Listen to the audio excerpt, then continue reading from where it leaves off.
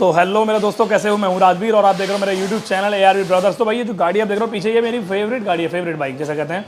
ये गाड़ी मेरे पास आई है, ये 10 साल पुरानी गाड़ी है और इस गाड़ी के अंदर इतना काम है कि मैं आपको एक्सप्लेन नहीं कर सकता, सिर्फ आपको दिखा सकता हूँ। इसका पूरा इंजन का काम करना है और भी छोटे छोटे काम करने हैं। बट इस गाड़ी में कस्टमर पैसे लगा रहे हैं, क्यों? क्योंकि उनको गाड़ी बहुत पसंद है। और बार पर्सनली अगर मैं अपनी बात बताऊँ तो भाई मुझे ये गाड़ी बहुत पसंद है, बहुत ज़्यादा पसंद है। बल्कि जब गाड़ी मैंने सीखी थी तो सीखना भी मैंने इसी गाड़ी से स्टार्ट किया था। काफ़ी टाइम पहले की बात है, मुझे याद भी नहीं है, 2011 या 2008 या 9 की बात है, 2009 के आसपास की बात है। ये गाड़ी मुझे इतनी पसंद है। ठीक है भाई, अब बात करते हैं इस गाड़ी में पैसा लगाना फ़ायदा है या नहीं है। देखो यार, 10 साल पुरानी गाड़ी है, आपकी 15 साल पुरानी गाड़ी है, 20 साल पुरानी गाड़ी है। अगर आपको लगता है आपको गाड़ी में पैसा लगाना है या फिर गाड़ी रखनी है लंबे समय तक, पहले तो 2 पैटर्न को फॉलो करो। पहले तो एक पैटर्न को फॉलो करो कि आपकी गाड़ी को लेकर आप कितना ज़्यादा केयरेबल हो, यानी कि कितना ज़्यादा अटैच हो, इमोशनली अटैचमेंट है उसके साथ।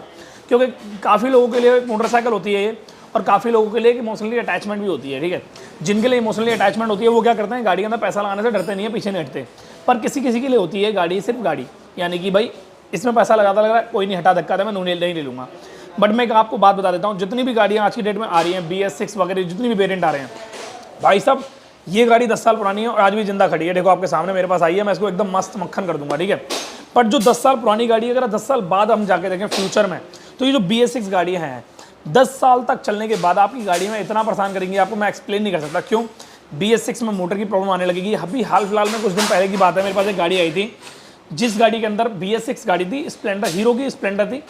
और भाई साहब वो नई वाली स्प्लेंडर जो ग्रीन और ब्लू कलर का आता है, जिसको सबसे ज़्यादा बकवास माना जाता है, तो वो वाली गाड़ी थी। और भाई साहब इतनी कमियां थी उसके अंदर, क्या ही बताऊं। उसके फ्यूल पंप की मोटर खराब हो गई, कंपनी वालों ने उसको 13,000 रुपये खर्चा दिया, फ्यूल पंप की मोटर और थ्रोटल बॉडी और साथ में ECM जो उसका तामझाम होता है इसका। मैंने चेक किया यार, मैंने देखा यार मात्र 8,000 रुपये चली हुई है गाड़ी, और गाड़ी में इतना काम।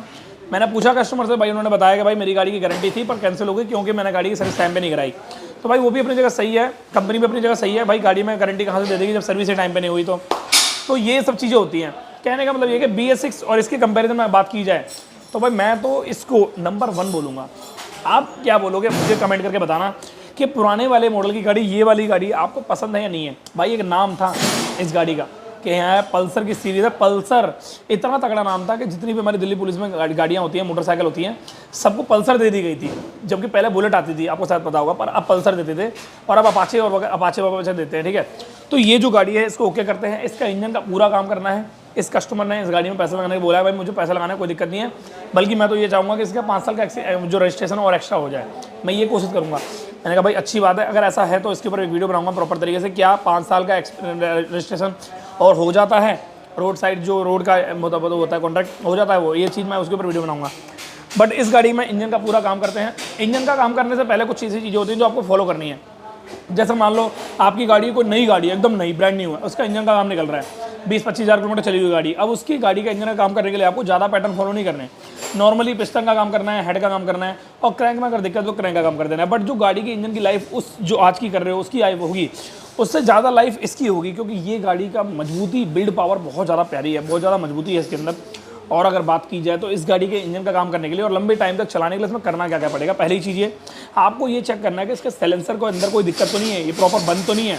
अगर साइलेंसर बंद होगा और इंजन का आपने काम कर दिया तो फिर आपका कोई फ़ायदा नहीं होगा। गाड़ी हफ्ते भर बाद या महीने भर बाद, 2 महीने बाद गाड़ी काला धुआं देने लग जाएगी, या फिर गाड़ी हो सकता है आपकी गाड़ी का जो पिस्टन है वो ब्लॉक हो जाए या बेकार हो जाए, ख़राब हो जाए। हेड के देखो, इंजन में कंप्रेसर पावर होती है, वो कंप्रेसर पावर जो है ना, जब हम गाड़ी का स्टार्ट करते हैं तो 4 स्ट्रोक होता है। जो 4 स्ट्रोक वाली प्रक्रिया होती है ना, लास्ट वाला स्ट्रोक, उसमें कोई एक्स्ट्रा वैक्यूम होता है। एक्स्ट्रा वैक्यूम हमारे साइलेंसर से निकलती है और साइलेंसर से निकल के बाहर चली जाती है, हमारे वातावरण में निकल जाती है। ठीक है, अब यहाँ पर अगर साइलेंसर चौक है आपकी गाड़ी का, तो आपको क्या हुआ, वो वातावरण में पॉल्यूशन नहीं हो पाएगी, वो वापस बैक मार के वापस इंजन में चले जाएगी, जिससे आपकी गाड़ी के पिस्टन पे, हेड पे लोड पड़ेगा। तो आपको इस चीज़ का ध्यान देना है, साइलेंसर क्लीन होना चाहिए। अगर बाई चांस आप 10 साल 15 साल पुरानी गाड़ी होके करा रहे हो और साइलेंसर क्लीन नहीं है, इसका प्रॉपर साफ नहीं है, तो आपको चेक कराना है, नहीं तो फिर आपकी गाड़ी का इंजन बेकार हो जाएगा। दूसरी चीज़, अब ये जो गाड़ी है इसका साइलेंसर तो चलो हो गया बात। कार्बोरेटर देखो, जो 10-15 साल पुरानी गाड़ी होती है ना, उसके कार्बोरेटर में दिक्कत आ ही जाती है। अगर आपको लगता है आपने कार्बोरेटर डलवा रखा है 5 साल पहले या 4 साल पहले, तो अच्छी बात है, बहुत बढ़िया है। बट आपको लगता है आपने 15 साल से पहले, 15 साल हो गए गाड़ी को मैंने कार्बोरेटर डलवाया ही नहीं है, तो भाई आपको बता देता हूँ, जब इंजन का आप काम करा रहे हो तो एक बार को ये सोच के चलना कि इसके इंजन के काम के बाद मुझे कार्बोरेटर्स में डलवाना पड़ेगा, उससे काम नहीं चल पाएगा। क्योंकि जब इंजन का हम काम कर देते हैं तो होता क्या है, जब इंजन की परफॉर्मेंस अच्छी हो जाती है, बढ़िया हो जाती है। पर कार्बोरेटर अपनी जगह अपनी ड्यूटी निभाना बंद कर देता है। क्यों? क्योंकि इंजन पहले चल रहा था रोता हुआ, अब इंजन एकदम ओके हो गया, तो कार्बोरेटर की जो परफॉर्मेंस पीछे से आ रही थी वो प्रॉपर नहीं आ पाएगी, जिसकी वजह से आपकी गाड़ी में पिकअप की, एवरेज की, वाइब्रेशन की, स्टार्टिंग की, माइलेज की, ये सब चीज़ों की परेशानी आपको गाड़ी में आएगी। हो सकता है आपकी गाड़ी में स्पार्क प्लग पे पेट्रोल भी आए थोड़ा बहुत, ठीक है।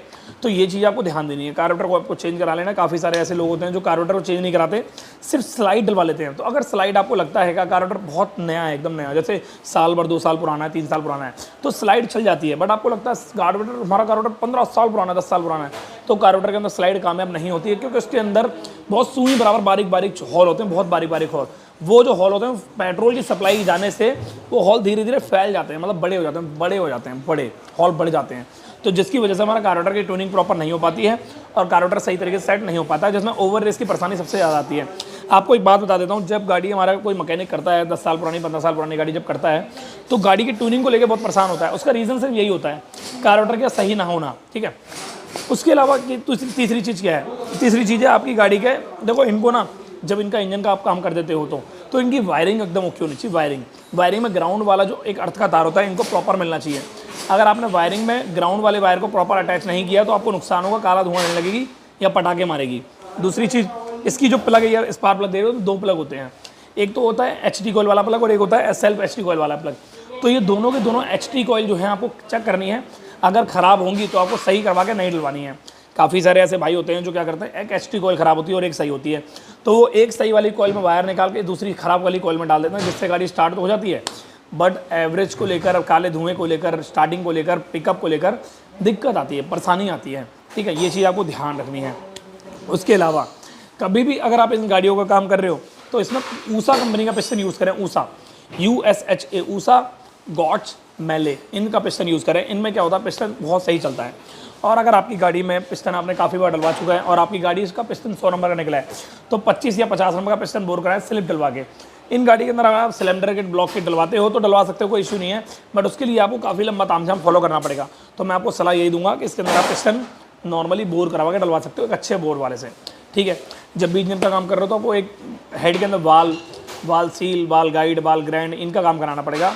हेड के अंदर क्या होता है, हेड के अंदर अगर हम वाल सील, वाल गाइड, वाल ग्रैंड को चेक करा लेते हैं, 15 साल पुरानी या 10 साल पुरानी गाड़ी का इंजन का काम जब होता है तो हेड का काम, गाइड वाइड खराब निकल ही जाते हैं, कोई बड़ी बात नहीं है। तो ये काम कराने से ये होता है कि इंजन की परफॉर्मेंस, एवरेज और वाइब्रेशन और उसकी गाड़ी में ओवर रेस की परेशानी बिल्कुल भी नहीं आती, मतलब एकदम बिल्कुल जड़ से खत्म हो जाती है। और प्रॉपर इंजन में क्या होता है, इंजन जब फिट करते हैं हम, गाड़ी को ओके करते हैं, तो इंजन में 4 प्रक्रिया होती है, सक्शन, कंप्रेशन, पावर, एग्जॉस्ट। यानी कि सक्शन, एयर, पेट्रोल सक्स करना, ये तो कार्बोरेटर का काम हो गया। अब 3 स्ट्रोक जो गए वो इंजन में ही इस्तेमाल होते हैं।